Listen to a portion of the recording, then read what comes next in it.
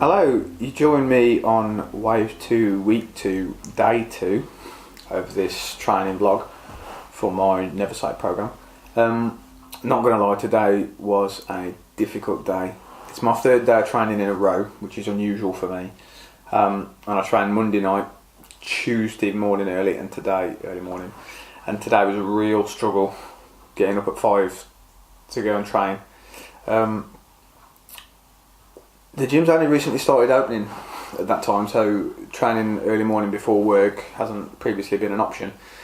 But now that I can get in early and still get a full session in, I'm making the most of it. But yeah, really lacking motivation, to be honest, this morning to get after it.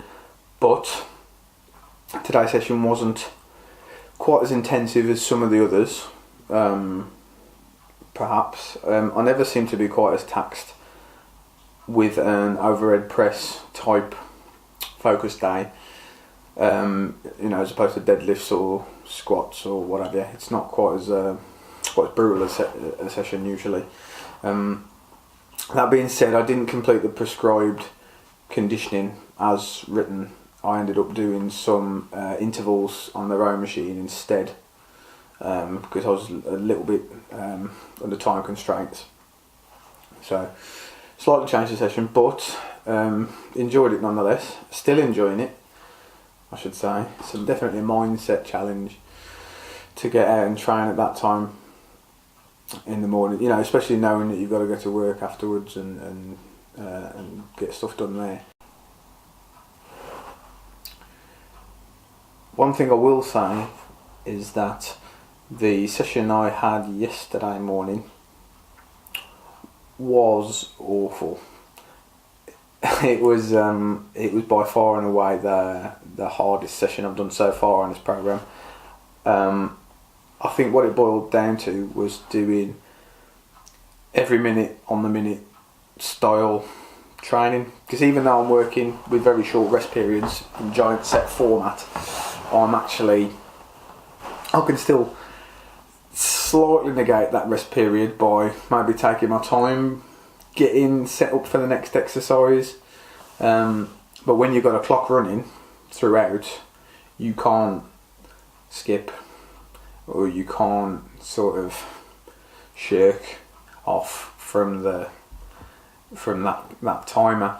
So yesterday morning I was doing 4 squats at 60% 1RM, immediately into 4 box jumps at the top of every minute. Now, I didn't realise this until yesterday, but I like to take my time on my setup of my squat. So I'd lost 20 seconds before I'd even dropped into the first rep.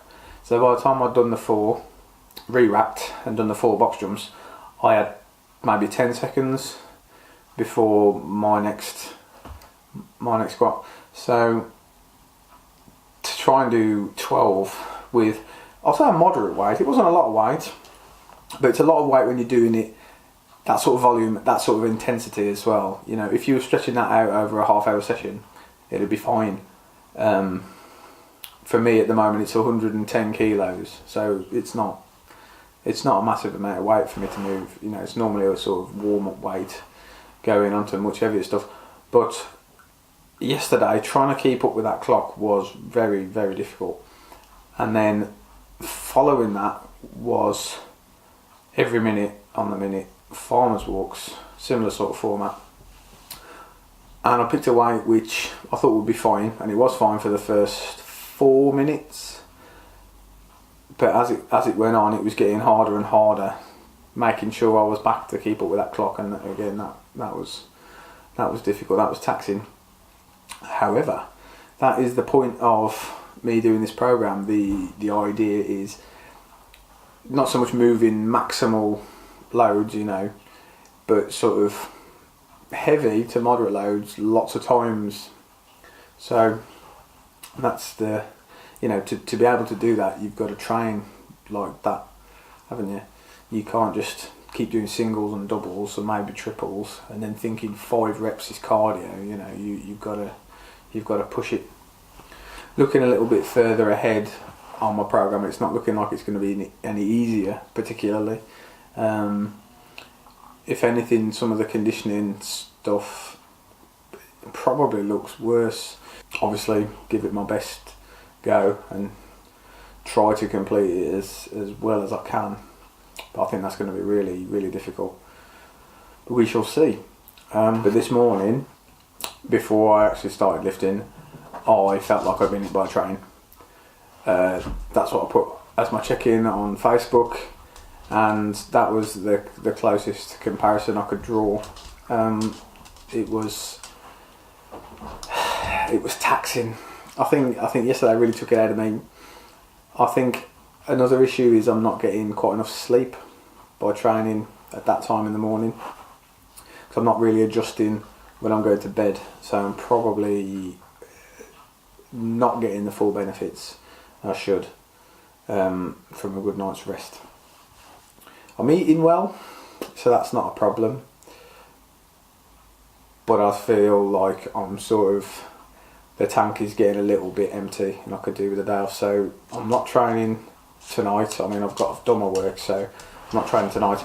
I'm not going to train tomorrow morning. I'm going to take a day and a half off before I go back in and get my day 3 session underway. But again, I am pushing quite hard to get my 4 sessions done, plus my carryover from last week, which I didn't manage to get done. So getting 5 full workouts in this week, Monday to Friday, as I'm off to Wales on an adventure for the weekend, which I might actually put a video up. I haven't decided yet. I'm not sure if it's one of those that that'd be worth me doing, but we shall see.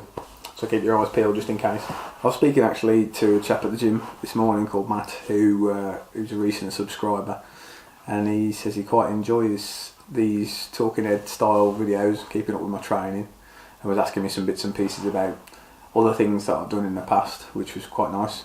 So it's nice to see that somebody's watching these and getting something out of them and enjoying them.